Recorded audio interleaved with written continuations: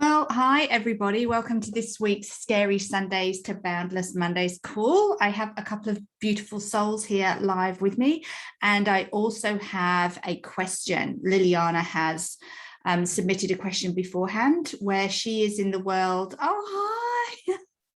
It's Raya and Brittany. Oh, look at her. Oh, that looks like a good sleep. Bless her. So yeah, Liliana sent in a question for us because where she is in the world, I think it's about 1 a.m. So we're going to answer that. So unless you guys have got anything that you wanted me to answer now, I'll go ahead and share my screen and we'll have a look at Liliana's question.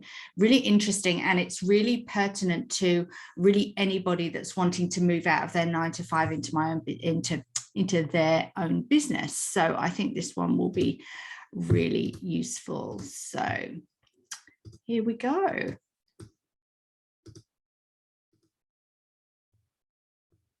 All right, so here is Liliana's chart. And the question that she asked is, so she says, I have been coaching women for 2 years now and coaching them on different subjects. A big part is helping them to find their path by embracing their feminine side as their authentic self. But sometimes it's about relationships and sometimes it's about conflict at work. So it sounds like she's covering a lot of kind of deep work, a lot of deep situations.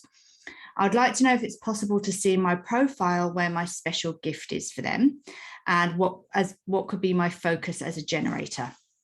I'm also still in transition between coaching and my engineering job. So she's been in transition for about 5 years now, and that's something that I'm familiar with. I was in transition for about 12 years and something that I see a lot on this path. I started as a yoga teacher first, but with coaching, I feel like I've really stepped on my path. I'm also wondering if there's any clue about stepping fully on my coaching path in my chart. So a lot to unpack there, Liliana. So we've got your chart up here. So let's take it step by step. The first thing that I would say is that you are not your chart. You always have free will. You always have radical power in your chart to make the decisions that you want to make decisions with your intuition. So that's the first thing. It sounds like you understand your clients at a really deep level already. And it sounds like you have a genuine desire to step off this path of the corporate world to help them at a deeper level. So, and for me, that intention is kind of 90% of the way there. Once you set your intention, whether it's your intention to leave your 9-to-5, whether it's intention around money mindset, about prosperity, once you set that intention and then you start to work with your manifesting style, the universe starts to shift and change things around you to make these things possible. So I love that you're asking this question. So the first thing that I would look at, the first thing I'm drawn to talk about is your profile, your 1-3 profile. So you asked me where in your profile is your special gift? Like, how could you help them? So I think the first thing to understand is how you take in information, Liliana. How do you take in information in a way that you can learn it, you can embody it, and then you can help others with it? Because in your chart, I will say there is a theme of you setting an example, you leading the way, you forging your path, and then showing others, being a really strong example for other people of what it's like for them to follow their path. So keep that in mind as we're going through your chart, because that comes up a lot. So you're a 1-3 profile. So let's have a look at your learning style. So your learning style, how you take in information, is around this 3 line. So you take in information unconsciously when you're learning through trial and error. You really have to try something out, make mistakes, although nothing is a mistake. These are all critical steps on your path to understanding what you're taking in. So in the coaching world, understanding, okay, I've been through this process myself. I am learning as we go. That was, I have a lot of 3 energy in my chart, and that was a lot of what I talked about and still talk about, this energy of, I'm just learning this. I'm just learning how to move out of my 9 to 5. There's going to be some trial and error, but I'm going to take you along with me because that's how I'm going to learn how to do this. So that's one thing that I would encourage you to lean into in your chart, this unconscious energy of, it's really okay for me to make mistakes. In fact, making mistakes is critical to me kind of learning the foundational pieces of this journey so that I can be an example for others. And in that 3 energy, while you're learning, others will look to you for solutions. They'll look to you for solutions. They'll lean on you for solutions. Again, we're kind of coming full circle back to that energy of being an example for people. So it's critical that you don't see any kind of perceived wrong turns you take as mistakes. They're all a part of your journey. So that's how you learn that unconscious 3 energy, that experimentation, and showing others what it looks like to do that. So we know that you learn through your 3. So how do you actually embody it in your conscious energy? How do you actually embody it and lead the way for others? Well, you do it in this 1 energy. So you're this energy of being a 1-3. So the 1 is you're consciously embodying all these learnings that you've made, all this through all this trial and error and these perceived mistakes. You're going to embody it through your 1. So you're going to present the facts. That's how you embody it, and that's how you're an example for other people. You teach people. So you can say, look, I've learned through trial and error. I've been a yoga teacher. I've spent 5 years in transition between one thing and another. I know this really deeply. It's a safe space to learn about this with me. The 1 energy is about presenting the facts that you've learned through your unconscious 3. And it's also helping people feel safe, that this is a safe space. Your energy is this safe space, because whenever we're in business online or we're coaching or creating programs, it's not about creating offers and programs. It's about presenting your energy to people, showing them who you are so that they can use their intuition to decide whether you are the right person for them to work with or not. So that's what it really is. People aren't buying programs. They're not buying offers. They're buying a space in your energy. So it's really important to understand that all the time that you are learning through trial and error, presenting the facts, showing people what it looks like to take this journey that you're on, to embrace your feminine side, but still be in your engineering job. That's a great example to show someone that balance of the masculine and feminine is achievable, and that balance is really important for us, the yin and the yang, right? Okay, so that's what I see in your profile. The next thing that I would look at is your type, or this beautiful sacral energy. So we hear a lot in human design about generators and manigens responding. You know, what are we responding to? We're waiting to respond. Hold on, excuse me a moment. I'm just going to let someone in. Minerva's joining us. Let me pop you down here. Hi, Minerva. We're just going through a question that we had submitted earlier. So from Liliana about her coaching. So where was I? Yeah, so the generator. So the first thing that we look at is, what is the sacral responding to? Because it's your body's response that will show you where your energy feels most potent. So for you, Liliana, it's all about the self. Your G center is, your G center is your most defined center. You've got the majority of gates defined there. So your G center is responding to your sense of self constantly through the channel of the beat. Oh, letting Minerva back in. Through this channel of beat, this 214.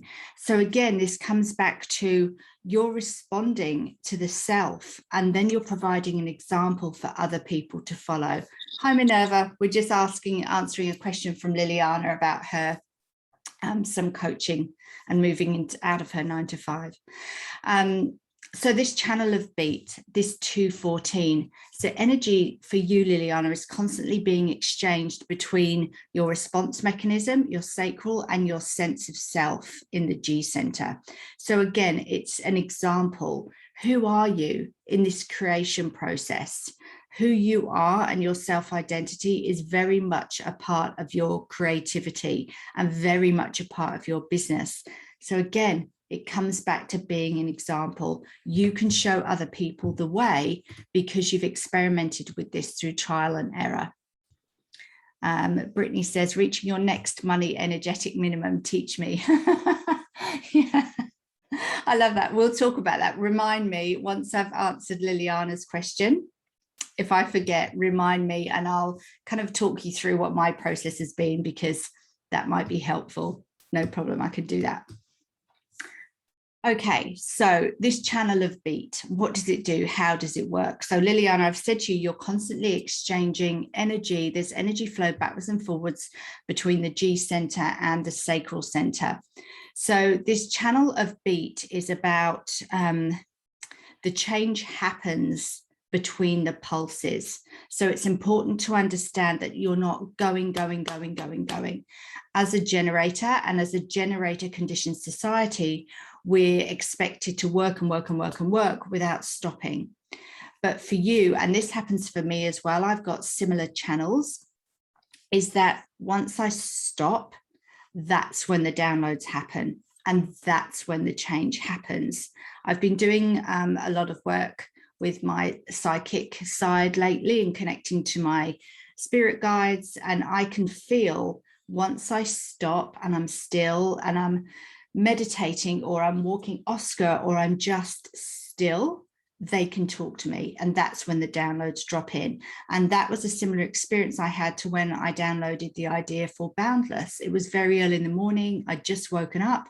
I obviously wasn't working. And I had this huge download for this container to help women do the same thing that I'd done, be an example. Again, it comes back to that, Liliana, for you, that being an example. So this channel of the beat, the change happens. I've made some notes here because I wanted to make sure I got it right. So the change happens in the pulses, in the space between the action. Suddenly there is mutation, and then you take this new direction. So this is a really interesting channel for you to lean into and to contemplate. And it only has one job. It's to keep you moving in your direction. So not following anyone else. This one energy is the energy of doing it first, creating something new, this kind of manifester energy. The one is quite a manifester, pushing boundaries and bringing us something new. So it's all about your direction. And what's coming to me as I'm saying this is, once you follow your direction, the people that you're supposed to reach will feel that. They'll want to follow your example, and that's how you can help them.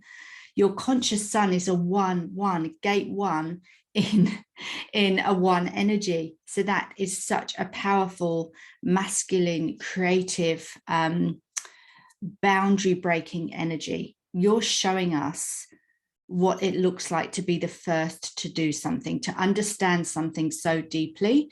You've experimented with it through trial and error, and now you're saying to your potential clients, I understand this really deeply, and I'm going to create this safe, bold, secure space for you to work with me and to follow my example.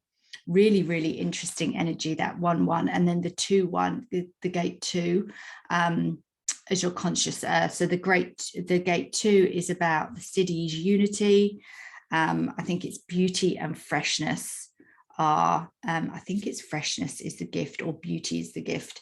So yeah, it's about showing us, about bringing us these beautiful new things that we can really push boundaries with. Yeah, you're a real boundary breaker, Liliana.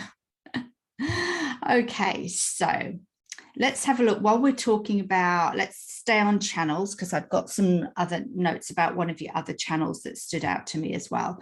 So this one, the 1156, this channel of curiosity, also called the channel of the storyteller, channel of storytelling. So you're able to express your defined perspective, your defined opinion. Now that you've been through all this trial and error, you know what your direction is, you're able to tell us your story. You're able to express this story from your defined ajna to the defined throat here. So you can express it so that people can feel what you went through. They can feel that You have this energy of someone that has been there, done that, and has a story to tell about it. Again, an example for others and helping people to feel safe. So that's a really interesting channel to lean into, that 1156. Okay. Gene keys. The other thing that stood out to me was because you said, wonder if there's a clue about stepping fully on my coaching path. Is there a clue about really stepping on my path? That comes up twice. So the other place I would look, or the next place I would look, is your unconscious Mars. So this vocation. So our vocation is the shadow of this gate, is our biggest challenge. It's the biggest shadow that we overcome. And when we overcome that shadow, we step into the gift level. And the gift level of this gate is dynamism. So the shadow is provocation and the gift level is dynamism. So I would encourage you to either get the Gene Keys book, which looks like this, if you don't have it already. There is, in the Boundless pop-up group on the left-hand side, there's a link to the Boundless digital team, and it gives you all the book recommendations that I use every day, virtually, in my human design business, and this is one of them. So contemplating gate 39 will be really powerful for you. So what does that energy of provocation mean? How has that core wound played itself out in your life? And then moving into the gift level of dynamism. The reason that I brought this up was because that dynamism is your zone of genius. This is really where you can help people at a deep level when you understand what it's meant for you. So to give you an example, for me, it's in gate 59. And the shadow of it is it's dishonesty. And the repressive nature is exclusion. So for years, I would exclude myself from relationships with women, particularly in the workplace, because I didn't trust them. I'd had some awful experiences right from school, right through virtually my entire working life. So I would, apart from a few notable exceptions, I would exclude myself from those relationships before I could get hurt and have kind of this shell around me. And that was quite confronting to meet. But once I met that shadow, I was then able to spend much more time in the gift level and the Siddhic level. So the gift for me is intimacy. So that's why I create these intimate containers like Boundless, and like Potent Prosperity Mastermind is another intimate container that I'm creating to really help women meet their pearl sequence in Gene Keys. So intimate containers, I'm very transparent, I'm very intimate, which is why I'm sharing this with you now. And once you move into the gift level of your unconscious Mars, this vocation, the universe kind of rushes up to meet you and says, here you go, you finally got it. Becky, you finally got it. Here you go. Here's some resources. And that plays into your money story as well, your money mindset. So I would encourage you to contemplate those levels. And the other kind of clue that we can pick up here is, what line energy is your unconscious Mars expressed in? Well, for you, it's a line 5. And line 5 is you express this dynamism through the energy of management. It's like you oversee these projects. You're this natural project manager. You're here kind of in this like almost projector-like energy to oversee the whole project and to work out how to deliver it to the world. And again, that comes back to your 1-3 profile, that trial and error, presenting the facts energy. You understand systems really well, these line 5s, and you will be drawn to things where you can streamline your productivity. And I think you said that you were an engineer. So that whole project management systems, that kind of masculine side of that work really makes sense for you. But now we can translate it and use that and lean into the more feminine energy, where you can show people, what system did you use as you started to develop your coaching practice? What was the system you used? Did you start with yoga? Was that the beginning of everything for you? So that's how this zone of genius plays out for you. And you can teach your system to others. So this energy of gate 1 in line 1 energy, teaching your system to others in a way that helps them feel safe and showing them the example of kind of being there, done that. This is how I did it. Okay, what else? There was one last thing I wanted to bring up in your chart, which was the Incarnation Cross here. So right angle cross of the Sphinx 4. So our Incarnation Cross is made up of the top 4 gates in our chart: conscious sun, conscious earth, unconscious sun, and unconscious earth. Really, really powerful energies, the most potent, powerful energies in our charts. And they make up our Incarnation Cross. So right angle across the Sphinx 4 for you, that means, and I've got some notes here. Here we go again with the example and the leadership energy. You're here to follow your own lead and be in the moment. And let me just come back to your G center for a moment, because you've got gate 1 consciously defined in your G center, your conscious sun, your most powerful energy. And you've also got gate 2, which is the kind of yin to your yang, if you like. That's what creates this beautiful balance for you to lean into, because this is your gate 2, this receptive gate. Again, it's a conscious gate because it's black. So this conscious energy of being able to lean into the feminine as well. So you have this beautiful, this sense of self. It's a leadership energy, and also a very balanced energy of masculine and feminine. I'm going off on a tangent, where was I? Yeah, you're here to follow your own lead and here to be in the moment. You are transfixed by the now and your way of doing things. And you have to be. It's really important that you are transfixed by your way of doing things, because you are our example. So you need to be really invested and really kind of self-involved, that positive self-involvement, because then you can show us the way. This self-absorption is your individual contribution to the world. And you can see it in your G center, your very, very defined G center.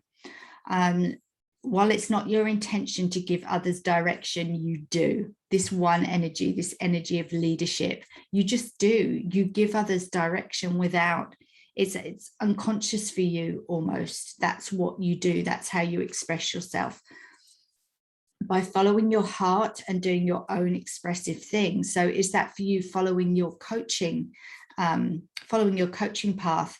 Is that getting, let's think about this 214, the channel of beat. Is it getting still enough to understand the mutation that's happening in the pauses? Does that mutation for you mean that you work with people in a specific realm? So at the moment, you've said you work with lots of different areas, conflicts, relationships, embracing their feminine side. Leaning into that 214, that channel of beat, and letting those messages come through will maybe help with some direction around, do I want to specialize? Do I feel that this trial and error energy that I have will be able to help someone in this particular realm? So by following your heart and doing your own expressive thing, others can find direction through your example and will follow. And that's when I started going through your chart. That's why I referenced the fact it's all about example. You need to do your thing, keep doing your thing authentically, and others will follow. Do your own thing and make sure it is your passion to your core, because you're a generator. So it has to light you up. It has to be this magical, sparkly, physical reaction when you get when you think about, well, what is it I want to do? Where do I want to focus my coaching energy? Do I want to kind of help people with a variety of things, or does it really physically light me up in my body to help people with conflict at work? Or am I excited by helping them with the relationship side of things? So those are things that I would encourage you to get curious about. I think that's all I have for your chart. I hope that helps, Liliana. If you have any more questions, you can pop them in the Boundless pop-up group, and I'll be more than happy to answer them for you. So that's Liliana's question. How are we doing for time? Oh, I've talked for a solid half hour. Look at that. Okay, so I can share about, so Brittany's asked a question about money mindset and energetic minimums. let me, in fact, to do this, I might share my chart actually, because there is something there that I want to reference. So let's do this. Let's share my chart. There we go.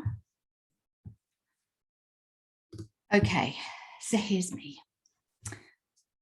What do I want to tell you about my energetic minimum? So I've recently got, this is where I'll start. I recently got this book, the Amanda Frances book, and it's become like my money, like the Holy Grail for me.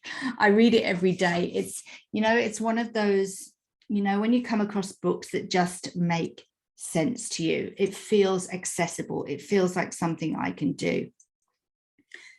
And the way I used to go about setting money goals was very kind of, let's be safe. Let's keep it, you know, let's say it's X thousands of dollars a month. Yeah, Brittany, definitely order it. It's just, I've got so much highlighting in mine. Mine is more highlighted than not, honestly. Look at that. I've just got highlight. I'm going to have the whole book highlighted. So yeah, setting energetic minimums kind of used to feel scary for me. I didn't really get it. I didn't really understand it. And I always had this fear around, well, what if I set this and it doesn't come to pass? I'm going to feel like an idiot. I'm going to feel like I'm too much. So that's, for me, that's conditioning. I have this very open ego center. So I felt like I couldn't really connect with the energy of self-worth and self-value, and who am I to set an energetic minimum? So Brittany says, I identify with that so much. I also have an open ego center. Yeah, it's almost like, well, it's okay for these other women on the internet, these really successful women, to be setting these minimums and reaching them and smashing through these barriers, but I'm like super average. So that's not really going to happen for me. And the other thing I'll tell you is that I didn't really we start again. I'm going to lean into my unconscious gate 23, my gate of simplicity, because my 43 consciously is running away with me and my throat center can't keep up. So let me take a breath. So I unconsciously didn't really believe that it was going to be possible for me. I thought that, or it can't be just as simple as setting an energetic minimum, like, because I, as a generator, I need to know what the steps are. I do something to get something, right? And that mindset lasted for years and years and years. And surprise, surprise, it never worked for me. I had a lot of tightness around money. I had a lot of things like I was always checking my bank account. There was one time, and here I go with my unconscious Mars, my vocation, my transparency, my intimacy. There was one time where I came really close to not being able to pay my credit card, really, really close. And that scared me. And then because of that fear, I started to check my bank account multiple times a day. And I thought that was the way to control it. I thought I could control money by kind of micromanaging it and staring at it and peering at it, because I was the one with the wisdom, right? Money, I didn't see money as an energy. I didn't see money. I kind of saw money as this judgment, like you'll receive money if you're a good girl and you behave and you save and you hold everything close. But if you lose control, or if you're not looking at it 24 hours a day, that's when things can get away from you. And I also had all this conditioning, this family conditioning as well. Brittany says, remembering your relationship with money should be how you envision a great relationship with a person. Exactly. I couldn't agree more. I didn't understand that then at all. But now I understand. The way I see money, the way I visualize it, is this golden ribbon of energy. And it's just always circulating around the planet. It's not judging anyone. It's not looking at them and saying, well, you deserve this and you deserve this. I understand that I don't have to reduce my desires to fit my budget. I don't have to say, well, I can't do something because I don't have the money to do it. I now understand that money expands with my desires. And that's a mindset that I'm in right now and that I'm working on right now. Money's here to support me. Money is an energy. And when I make friends with it, and when I tell it how much I love it, that's when things started to change.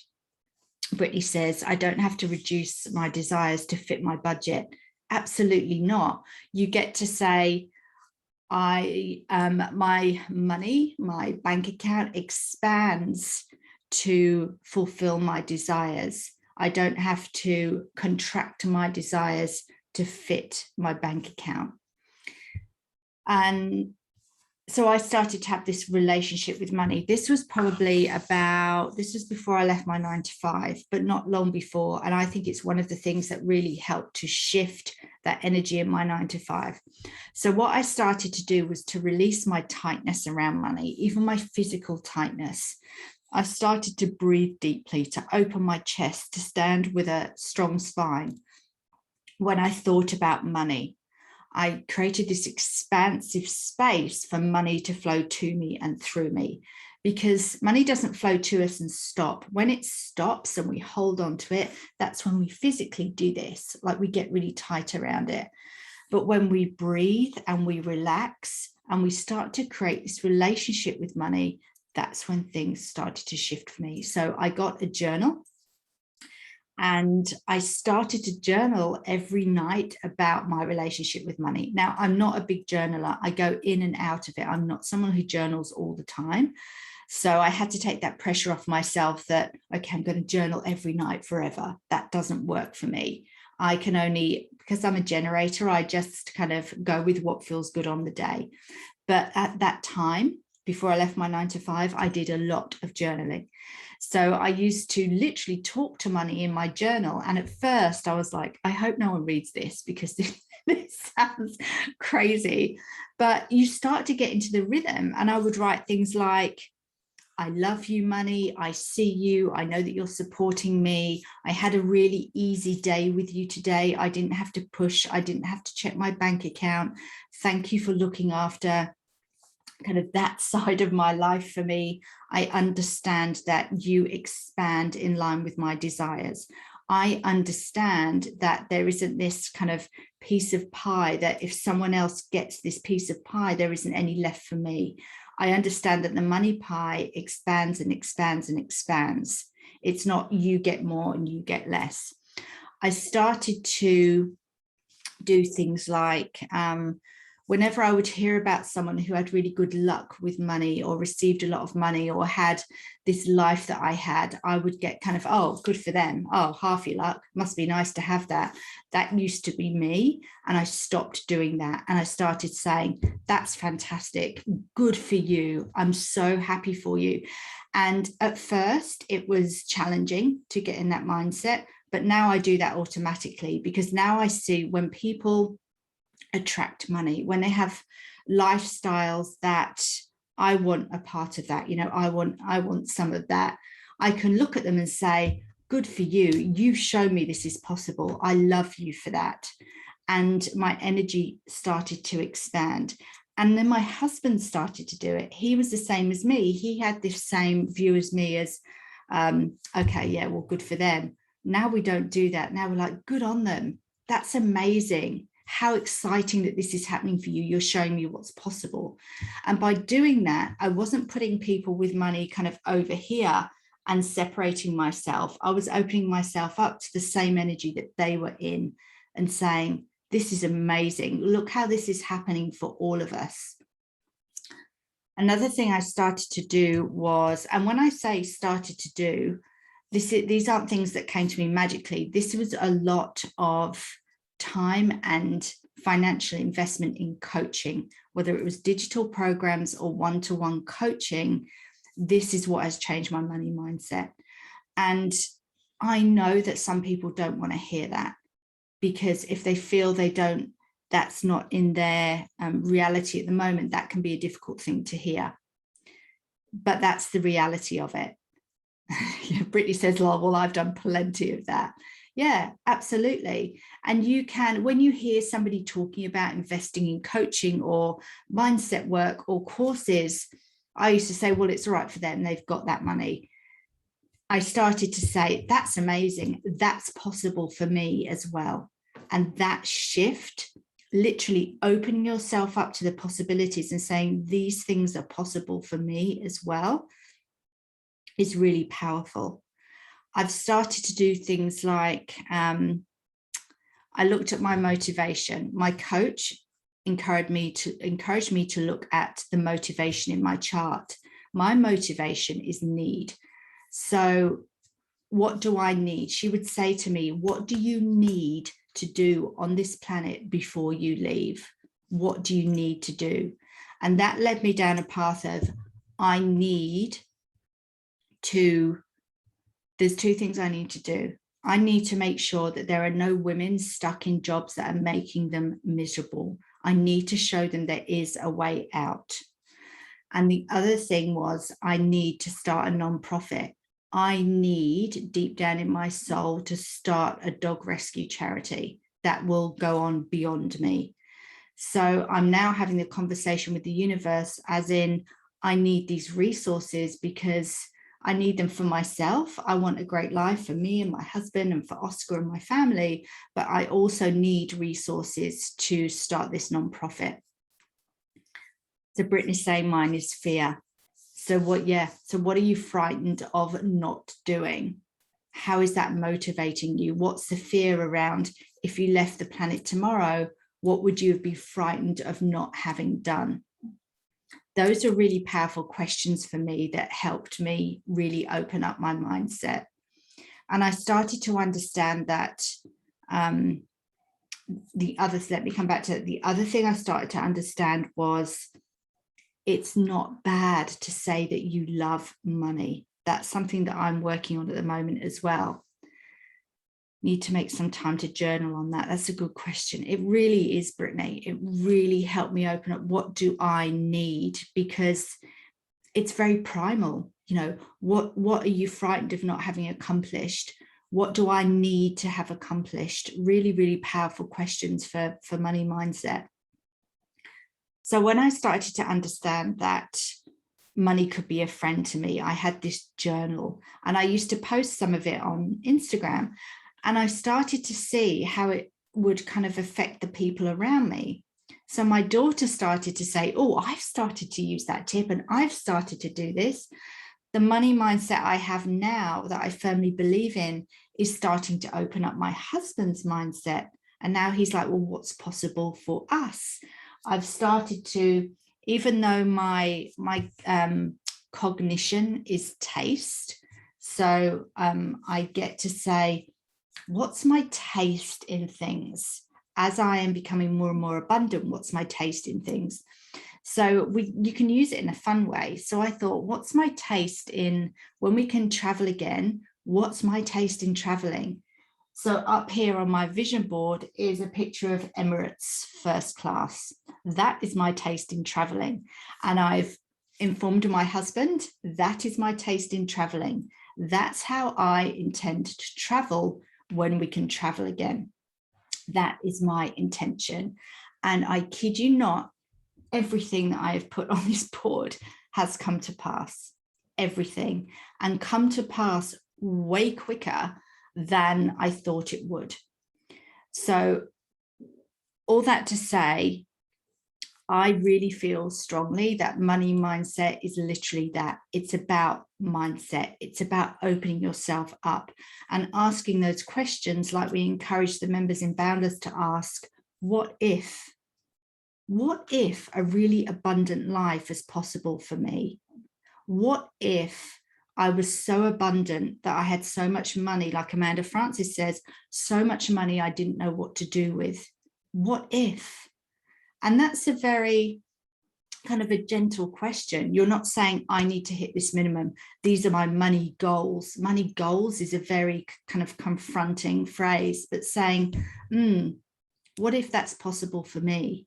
what if, and of course it's possible for everyone, but we've been conditioned and kept in this system of you have to work hard for someone else so that you can earn money.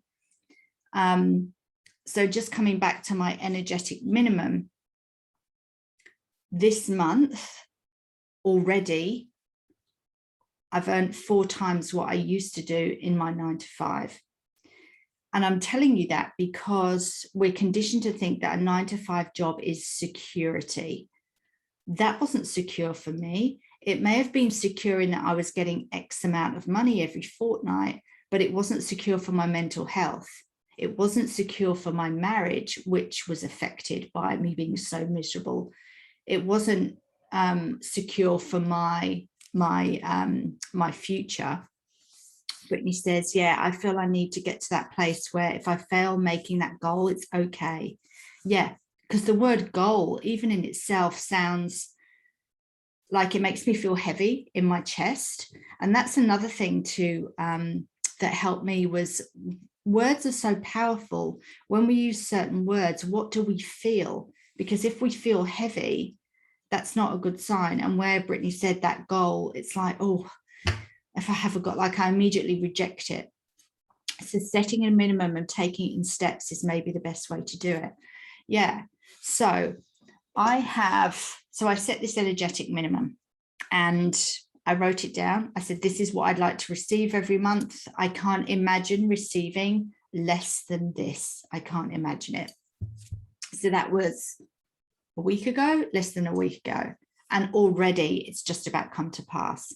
But what I didn't do was think, okay, well, I had a rough idea of what was coming in and how it might arrive, but I didn't try and micromanage it. As a generator, it's very tempting for me to say, okay, well, I need to do more. I need to launch another program in order for that money to come in. But what I understand from the coaching I've received is that I am a passive, non-specific manifester. So if I set an energetic minimum and then I say, okay, well, it's got to come this way and through here and here and here, that doesn't work for me. And this has taken me a long time to understand. My manifesting style is it's virtually non-existent. I set energetic minimums. I put pictures on here because that feels fun to me to connect with the energy of it. But the universe always delivers way more than I could possibly have asked for in ways that I would never have imagined. So I'm learning to lean into, for me, this gate too. So this is the channel of beat, the same as Liliana had, this receptive energy of saying, okay, I get to be in a really good energy and to receive. And that's how already this month, these things that aren't all necessarily business income, it's all sorts of different things as well that have conspired to nearly create that energetic minimum. And this is the first month I've set this one. So I'm not saying this is the way you should do it. I'm saying, what if this worked for you? What if it works for me? It seems to be working, and be very free and very easy around it. But so that's kind of my money story. And I still talk to money now. Whenever I pay for something, I always have this immense gratitude. You know, even if it's groceries, I kind of say to the universe, thank you so much. I'm so grateful to be able to buy Oscar the food I want to buy him so that he stays as healthy as he can for as long as he can.